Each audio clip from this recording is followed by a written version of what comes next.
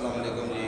Zuhaib Hasan channel, अपना नाम है ज़ुहैब हसन 1375 चैनल का नाम है बेटा। जो टॉपिक हम पढ़ रहे थे, आज हम पढ़ेंगे कि reaction kinetics and activation energy. तो मेरे बेटे ये बात तो मैंने बताई थी आपको कि जब दो मॉलिक्यूल आपस में कोलाइड करते हैं तो कोलाइड करने के बाद जो है उनके दरमियान रिएक्शन स्टार्ट हो जाता है। लेकिन जब दो मॉलिक्यूल आपस में कोलाइड करते हैं तो इनकी कोलिजन के लिए ये देखना है कि इनकी ओरिएंटेशन, जो इनकी डायरेक्शन है, वो सही होनी चाहिए। अब जैसे कि दो मॉलिक्यूल देखें, इन दोनों की जो है वो डायरेक्शन एक जैसी है, ये वाली इफेक्टिव कोलिजन होगी। लेकिन अगर एक मॉलिक्यूल ऐसे मॉलिक्यूल आ रहा है तो ये प्रॉपर ओरिएंटेशन नहीं होगी, इस कोलिजन को इनइफेक्टिव कोलिजन कहते हैं। तो जब दो मॉलिक्यूल आपस में कोलाइड करेंगे उनकी ओरिएंटेशन प्रॉपर होनी चाहिए। प्रॉपर ओरिएंटेशन होगी तो फिर जब वो टकराएंगे तो इफेक्टिव कोलिजन होगी और रिएक्शन स्टार्ट हो जाएगी। अब हम ये बात करते हैं आज के, जब दो मॉलिक्यूल ने आपस में टकराना है तो जब वो टकराएंगे ना तो उनको रिएक्शन स्टार्ट करने के लिए जो एनर्जी चाहिए उस एनर्जी को एक्टिवेशन एनर्जी कहते हैं। अब मिसाल के तौर पर मैं आपको मिसाल देता हूँ बेटा कि जब बच्चे पार्क में जाते हैं तो वहाँ पे स्लाइड होती है। एक स्लाइड जो है वो इतनी ऊंची है और एक स्लाइड जो है वो छोटी सी है।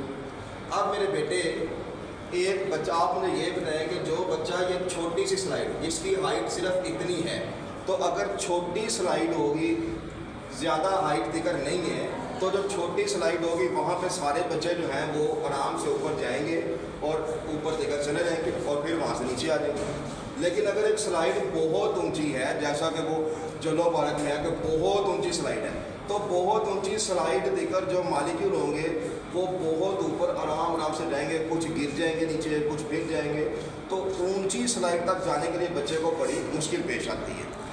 ऐसा ही बिल्कुल होता है मॉलिक्यूलों के दरमियान कि यहाँ पे देखें कि ये वाली एक्टिवेशन एनर्जी बहुत ज़्यादा है, मतलब ये स्लाइड बहुत ऊंची है, यहाँ तक बहुत मुश्किल से मॉलिक्यूल जाएंगे और यहाँ तक सारे के सारे मॉलिक्यूल ही आराम से यहाँ तक चले जाएंगे।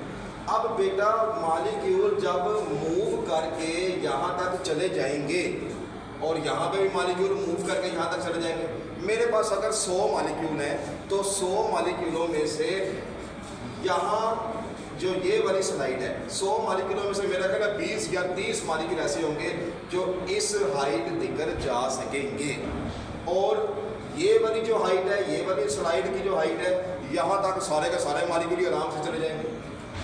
बेटा यहाँ तक जब मॉलिक्यूल पहुँच जाता है, जब मॉलिक्यूल इधर से इधर जा रहा है तो वो जाता है काइनेटिक एनर्जी की वजह से मूव करता हुआ, और यहाँ पे जब मॉलिक्यूल ऊपर जा रहे होंगे तो वो काइनेटिक एनर्जी की वजह से मूव करते हुए जाएंगे। जब मॉलिक्यूल यहाँ पे पहुँच जाएंगे, दोनों के दोनों मॉलिक्यूल जब यहाँ पे पहुँच गए और यहाँ पे जब मॉलिक्यूल पहुँच जाएंगे, हाई एनर्जी स्टेट पे पहुंच जाएंगे, तो यहाँ पे पहुंचने के बाद मॉलिक्यूल क्या करेंगे, सांस लेंगे, स्टेबल करेंगे। जब यहाँ से मूव कर रहे थे काइनेटिक एनर्जी, जब मॉलिक्यूल यहाँ पहुंच गए तो पहुंचने के बाद जब यहाँ रुक जाएंगे तो यहाँ पे मॉलिक्यूलों के दरमियान कौन सी एनर्जी आ जाएगी, पोटेंशियल एनर्जी, क्योंकि यहाँ पे मॉलिक्यूल आप रुक चुके हैं। यहाँ पे मॉलिक्यूल रुक गए हैं, सांस ले रहे हैं, स्टेबल हो रहे हैं, इनके अंदर सारी की सारी एनर्जी कौन सी आ गई, पोटेंशियल एनर्जी। और जब पोटेंशियल एनर्जी यहाँ पे आ गई तो यहाँ पे आकर इनकी यहाँ पे आके जब इनके अंदर सारी की सारी पोटेंशियल एनर्जी है, तो पोटेंशियल एनर्जी होने के बाद अगर इनकी डायरेक्शन सही है तो ये यहाँ पे सारी की सारी पोटेंशियल एनर्जी के साथ जोर से टक्कर मारेंगे, और जोर से टक्कर मारने के बाद अगर ओरिएंटेशन ठीक होगी तो रिएक्शन आगे चल पड़ेगा और हमारे प्रोडक्ट बन जाएंगे। समझ आ रही मेरे बात की। और अगर यहाँ पे आया मॉलिक्यूल, पोटेंशियल एनर्जी सारी लगाई लेकिन ओरिएंटेशन ठीक नहीं है, तो फिर जो है वो क्या होगा, ये टक्कर मारेंगे लेकिन डायरेक्शन सही नहीं थी, ये वापस आ जाएंगे।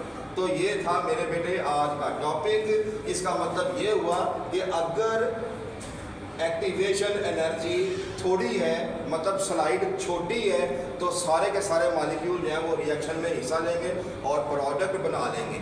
लेकिन अगर स्लाइड बड़ी होगी, मतलब एक्टिवेशन एनर्जी ज़्यादा होगी, तो बहुत थोड़े मॉलिक्यूल जो है वो रिएक्शन में हिस्सा लेंगे।